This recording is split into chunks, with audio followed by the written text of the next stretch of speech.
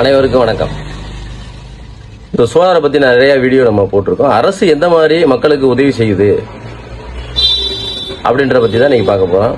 இன்னைக்கு அரசு மக்களுக்கு சூரிய ஒளியை எந்த அளவுக்கு ஊக்குவிக்குது, எல்லா மக்களும் பயன்படுத்த வேண்டும் அப்படின்றத அரசு விரும்புது. அதுக்காக பலாயிரம் கோடியை நிதி ஒதுக்கி வச்சிருக்காங்க. அந்த நிதியை எப்படி மக்கள் பயன்படுத்தணும் அப்படின்றதுலாம் அரசு நிறைய விழிப்புணர்வுகள் ஏற்படுத்திக்கிட்டு இருக்கு.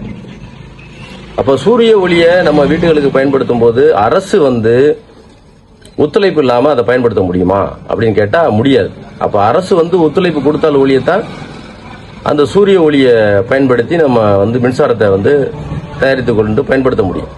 அப்ப சோலார் எந்த அளவுக்கு முக்கியத்துவம்னு அரசு உணர்ந்திருக்கு. அதுக்காக மக்களும் எல்லா வழியிலையும் சூரிய ஒளியை பயன்படுத்தணும், ஒவ்வொரு வீட்டுக்கும் சூரிய ஒளியை பயன்படுத்தணும் அப்படின்றத அவங்க விரும்புறாங்க. அதுக்காக நிறைய திட்டங்கள் ஒதுக்கியிருக்காங்க. அதுக்காக பலாயிரம் கோடி நிதியை ஒதுக்கியிருக்காங்க.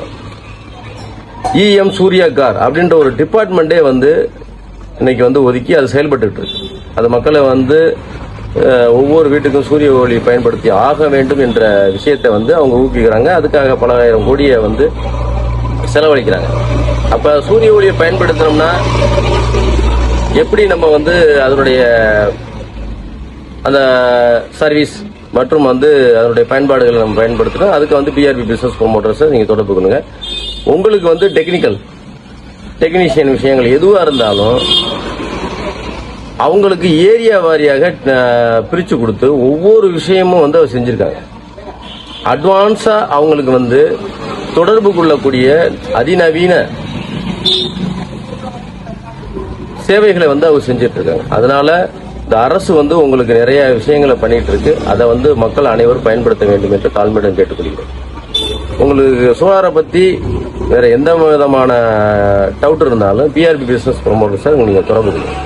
நன்றி, வணக்கம்.